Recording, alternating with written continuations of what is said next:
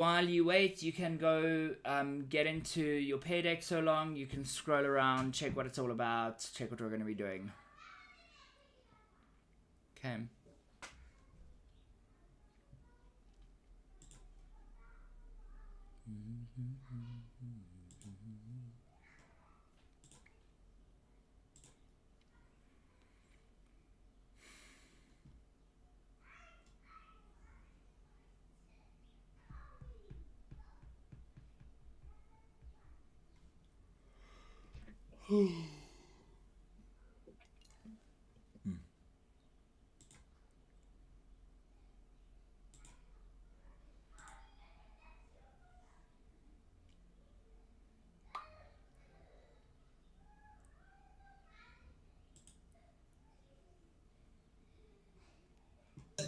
I just finished.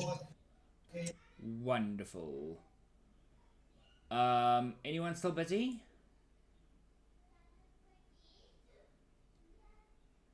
Okay, we're all good. We're all done.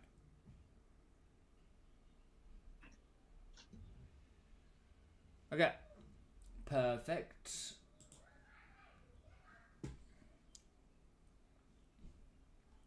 Let's see how many of you are in here. I'm seeing 4 students connected.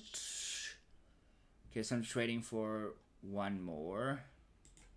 I'm going to share my screen.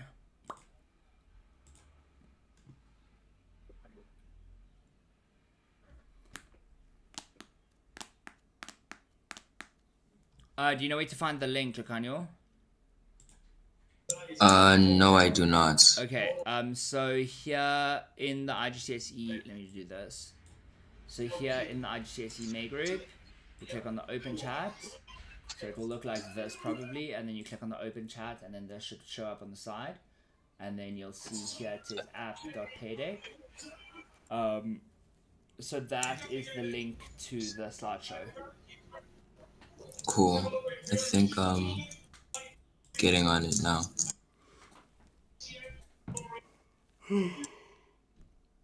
Oh, what did you guys do on the public holiday, like on Wednesday?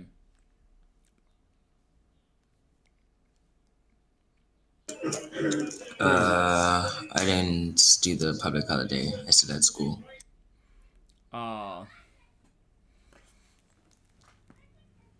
Okay, the rest of you, what did you guys do?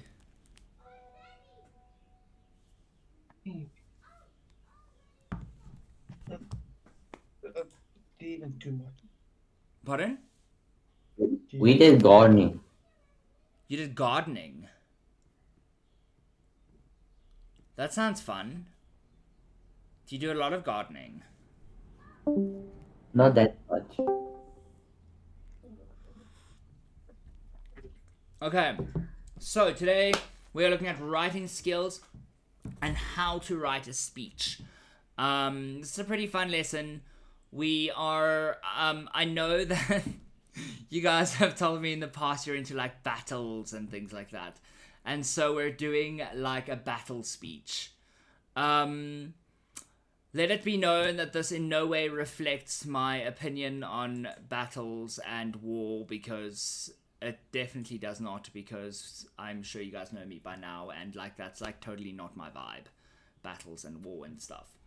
But I mean, it's a speech. It's a great speech. So, what we're trying to do is we want to identify how to use language devices and vocabulary for effect in speech writing. Okay? So we're going to analyze a speech a little bit together later on. We might only get to that on Tuesday though, but we'll get to what we can today. And I think it'll be fun. Okay. So the types of grades you can expect for tasks like these. So a DOC grade student is going, you know, I'm not like overly obsessed with grades. I just like you to know kind of like where you're aiming for. So a DOC grade student is going to be able to identify language devices in a speech. Okay, so that's the bare minimum you need to be able to do. Identify language devices. Okay, so anyone know what a language device is? What is it? Well, I'm hoping you all know, but what is a language device?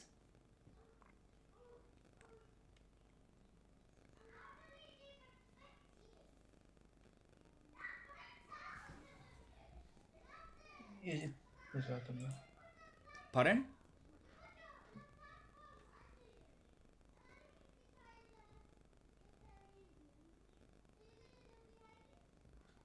What did you say? Um, eat, eat it the way like the writer communicates. Well, that would be the style.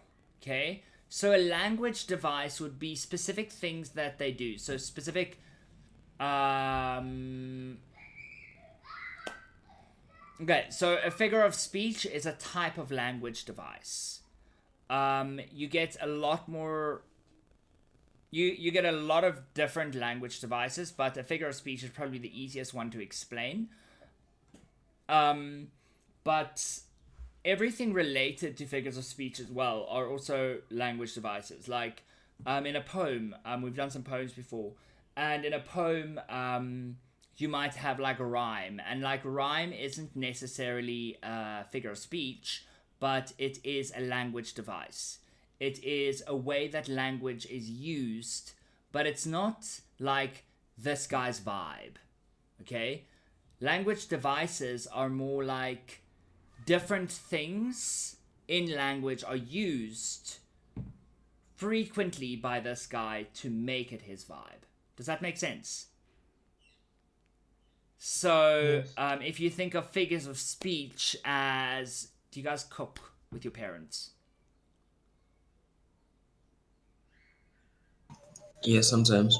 Okay, so figures of speech are like, let's say, a metaphor is like a pan in the kitchen, and a simile is maybe a spatula, and then your paragraphs and the way that a paragraph is structured is maybe the stove. And so individually, these things don't do much, but together they work together to create a meal, and the meal is the final product, and that is very specific to that person because of which pan they used, which herbs they used, and what they put together to create that dish. Does that make sense? Yeah. Great.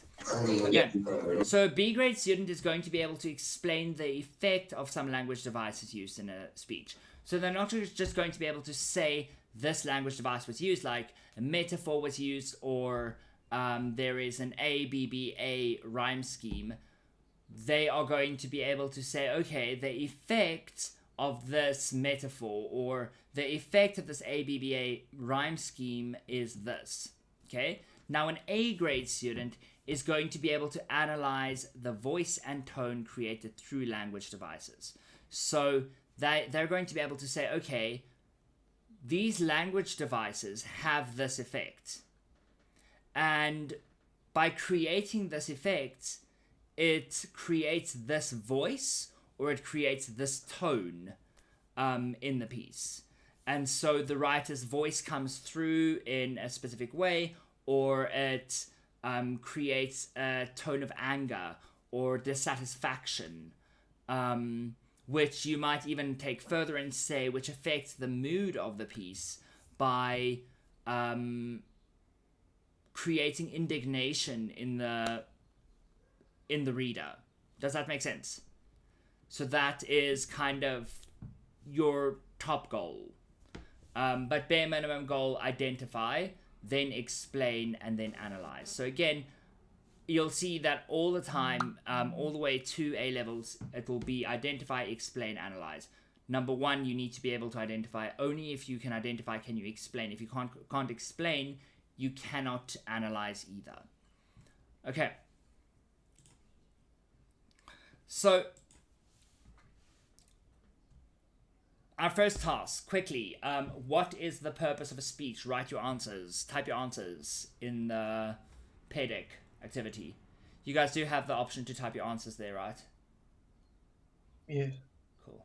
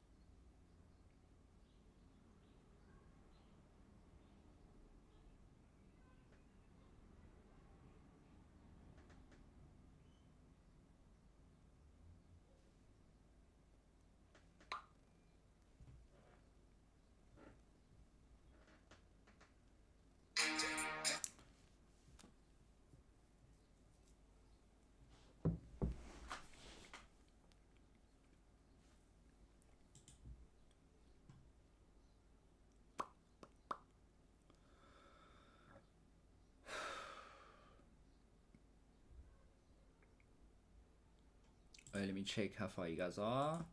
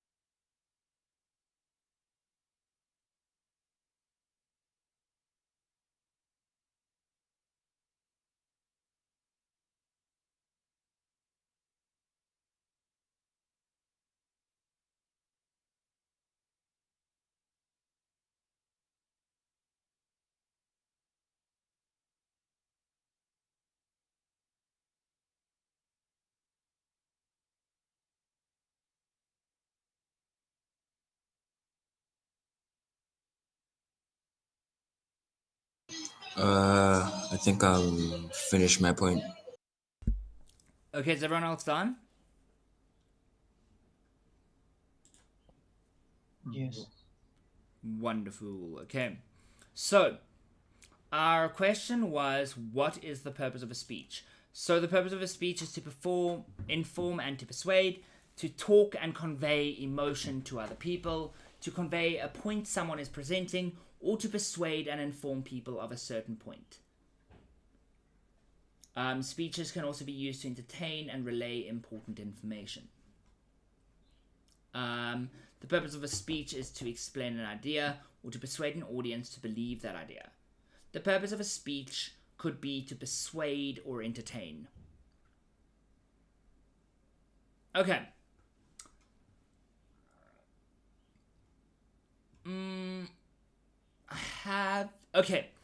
Has everyone watched Martin Luther King Jr.'s speech, his I Have a Dream speech? Or read it or listened to it or something? Yes, I have watched that. Okay. No. So, if we've done that, what is the purpose of that speech?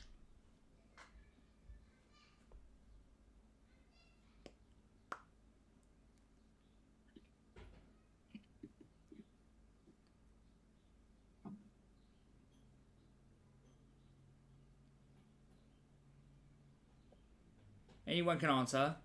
All of you can answer. That would be great. I would say that the purpose of that speech is probably to inspire, but also persuade. It's almost like persuading in an inspiring in a persuasive way. And so it's creating a reaction in the audience. It's requiring some kind of response from the audience. Okay. Then we've got a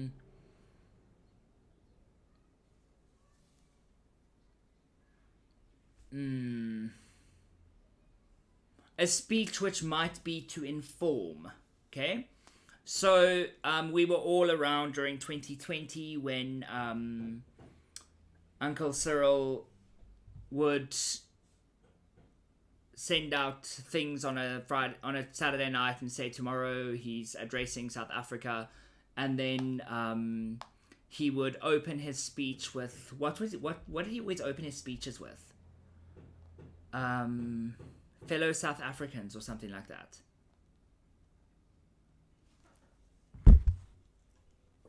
Does anyone remember? I don't know how to spell Ramaphosa, imagine. Okay, I'm just hoping. Yeah, I spelled it with an H, look at that. I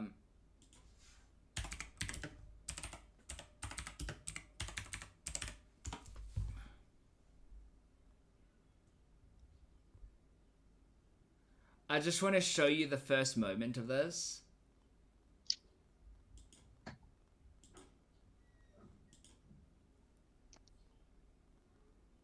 Okay, if it's gonna play.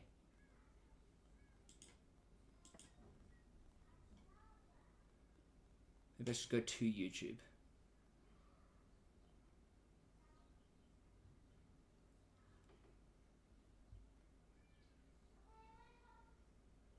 It apparently is playing. And scientists have also... Oh, there we go.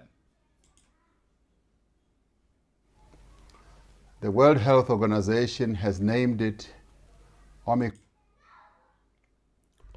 Oh, okay.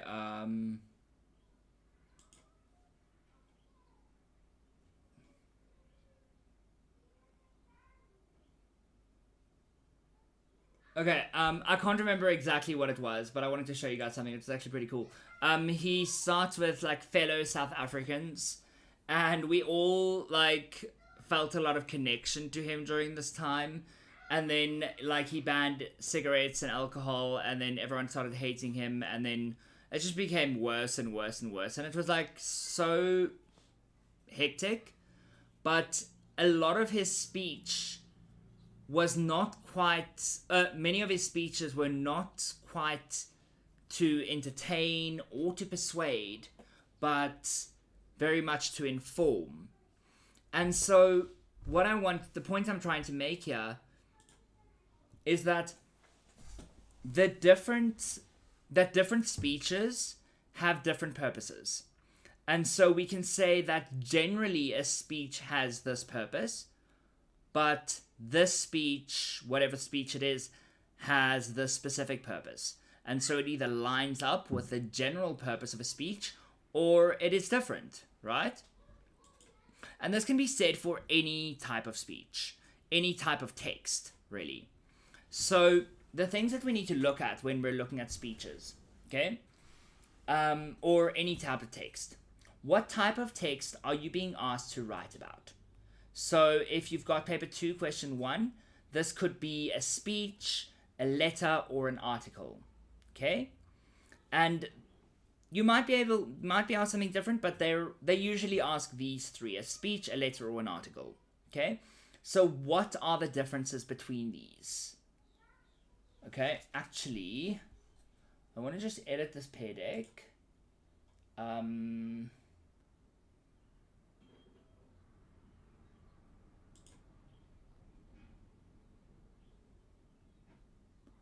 How do I add a response here?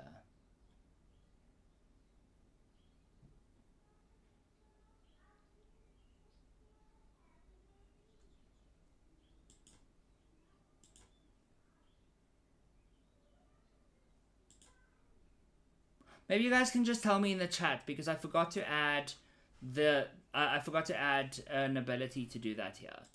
Or you can add it to the previous slide. Okay? So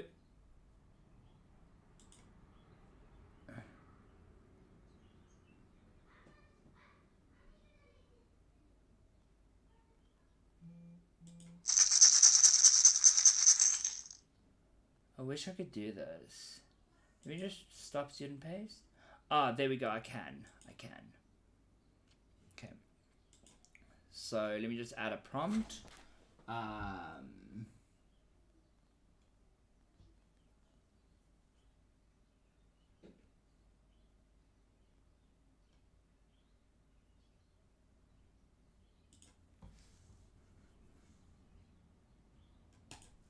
I'm just going to say, please write a response. There we go. So you're writing a response to this question over here.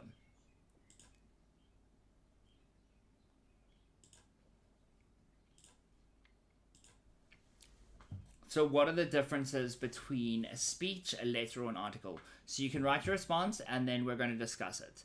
The reason I'm making you write it down instead of saying it out loud is because I'm noticing that. Okay, so I know that like pretty much all of you in this class except LeMay, I don't know,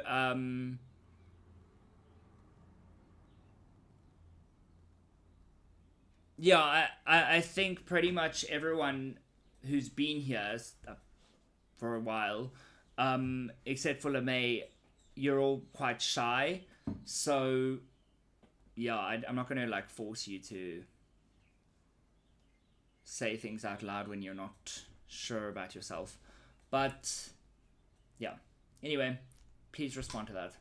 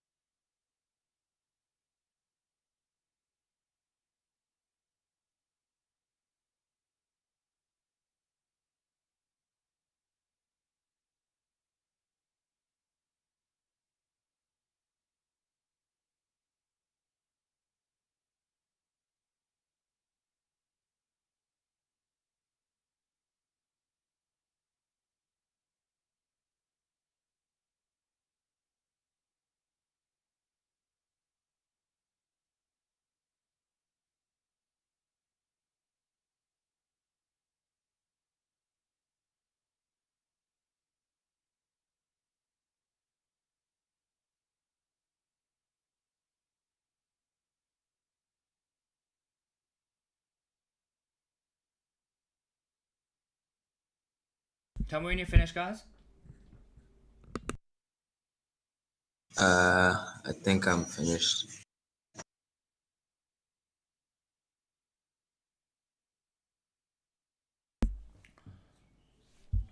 Okay, I see some people are still writing.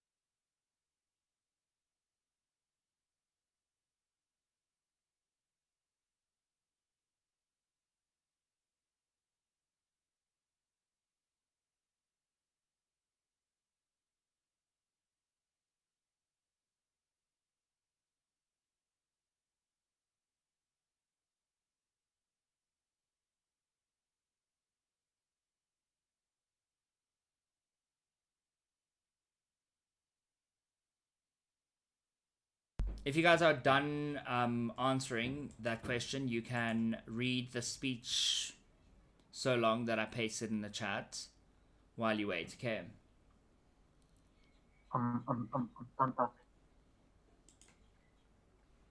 Okay, I'm just checking. I basically assume that if you've got a full stop, you're done. Okay, there's one person still busy.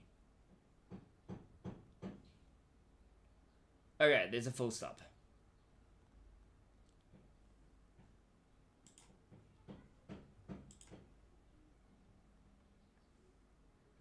Oh wait, a speech, a letter, or an article. Let me just check that you all have all three. Speech, letter.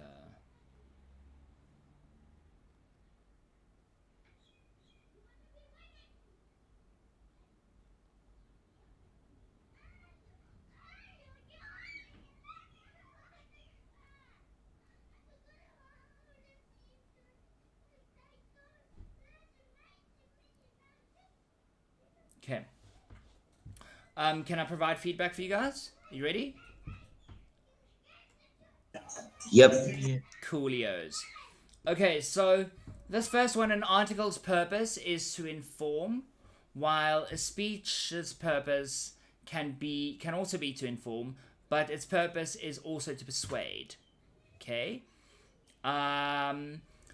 However, not all articles have a purpose of informing. Okay, you might have an article that is to persuade. You might have an article that can entertain. So if we look at this, it says what are the differences between these? So we're not only looking at the purpose, but we're also looking very much at the form of the text, okay? So an article usually is written in a magazine, and so it's going to have, or a newspaper, or it could be online, but the point is that it's aimed at a very specific audience, and that audience might be a lot narrower or broader, and so the format allows you to do different things. So an article might have subheadings, whereas a speech isn't going to have subheadings because no one's reading a speech. They're listening to a speech. Or it's being presented to them. And then a letter, you've also said that a letter provides information, and yes, it might, but you might have a letter that is like a letter of complaint, or you might have a letter that is a friendly letter that is trying to connect with a family member. However, these are have mostly been replaced with emails and pretty much just WhatsApp. So letters have moved away from like friendly letters and family letters towards more business letters and more formal letters. And then a speech is to inform, a letter is informal and is generally used to talk about family things. So that is not necessarily accurate. Not all letters are the same, and we need to be aware of that. The purpose of a letter is to provide information. Oh wait, sorry, I was reading here. A letter is used to express emotions to someone. Okay, a letter could be used to express emotions to someone. So you guys got very bogged down on the purpose here and what the purposes are of these things. But a text is larger than just its purpose.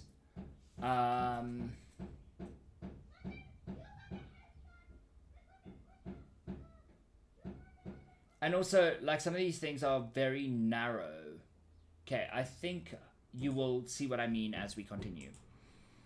So something we also need to consider is our audience. So who are we writing for? So depending on what they tell you, you might be writing a letter for to a specific person. Or you might be... So you need to be aware of your register. Your register is like how formal it is. You need to be aware of language devices. Are you going to use rhetoric? So rhetoric is basically argumentative techniques. So repetition is a form of rhetoric.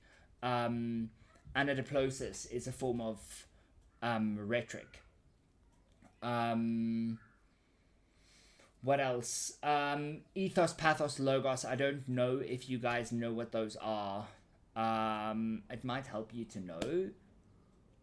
I'll show you sometime, but it's not like strictly part of the syllabus, and you don't really have to know it, but it is a good thing to know, so I'll teach it to you.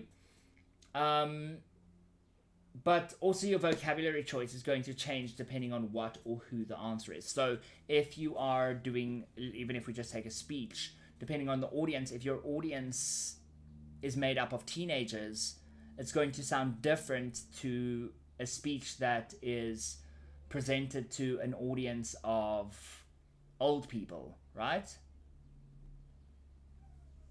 We're all good? Okay. And then lastly, we've got our purpose. Let's just see what's happening here. If anyone sends me a message on Discord. Okay, so our purpose, why are we writing the text? So are you trying to persuade somebody of something? Are you informing readers about a topic? So these are the things you need to keep in mind. Are you arguing your opinion about an issue? So again, your language is going to change depending on what the answer is for each of these. So does anyone know who this dude is? Colonel Tim Collins. Nah, I don't know that. I don't know that guy. No. Okay. So Colonel Tim Collins' his name became well known after his eve of battle speech to his battalion before heading into fight in Iraq. What would you expect of an eve of battle speech to be like? Quickly answer that, and then I'm going to play the video. I might actually use this lesson content to talk to you guys about war and stuff like that. And we might have like a debate about war as like an extra skill that we're learning in terms of persuasive writing and persuasion. But we'll see how this goes. Okay. Let me quickly get our...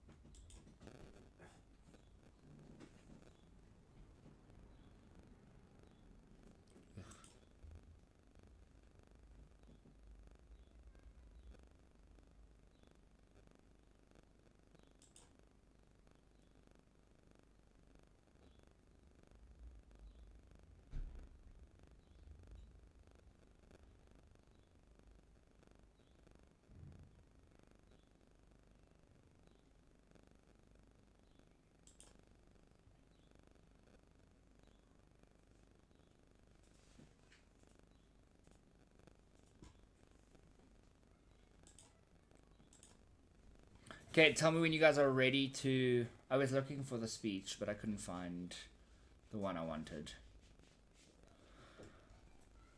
See that we have 5 responses. Okay, I would expect an eve of battle speech to be motivational. I think that the speech would have to be inspiring, motivational, and courageous. I would expect an eve of battle speech to be inspiration. It needs to motivate the soldiers. I'm just taking my meds quick.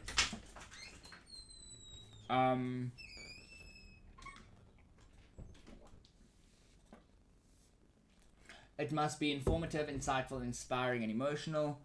I would expect the eve of battle speech to be uplifting and persuasive, and it would have to inspire and put faith in the hearts of soldiers heading out to war. Absolutely. So let us read our speech. Give me a moment to get the speech up.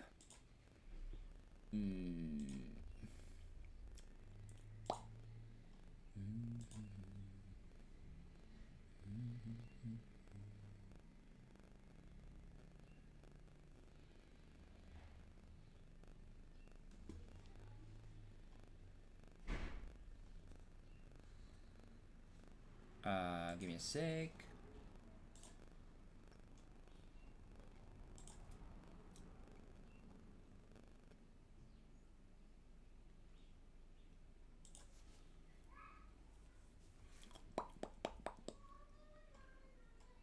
Had it open there.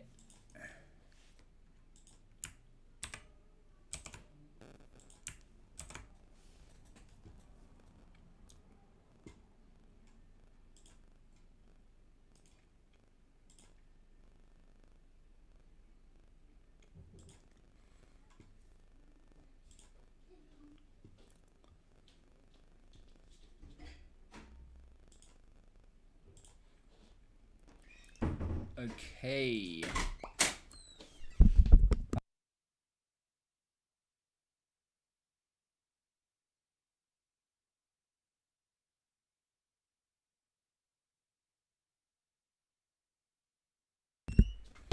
Okay. I just want to sort this out quickly. Okay, there we go. So, Colonel Tim Collins' Iraq War speech.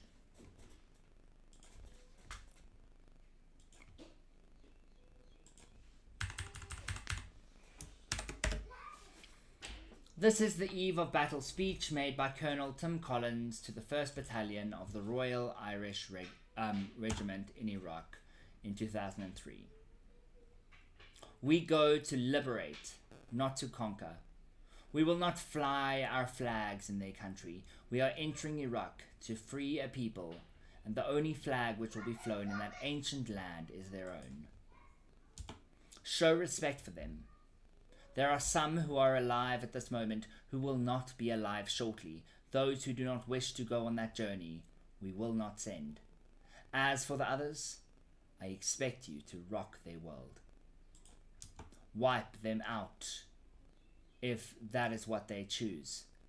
But if you are ferocious in battle, remember to be magnanimous in victory. Iraq is steeped in history. It is the site of the Garden of Eden, of the great flood, and the birthplace of Abraham. Tread lightly there.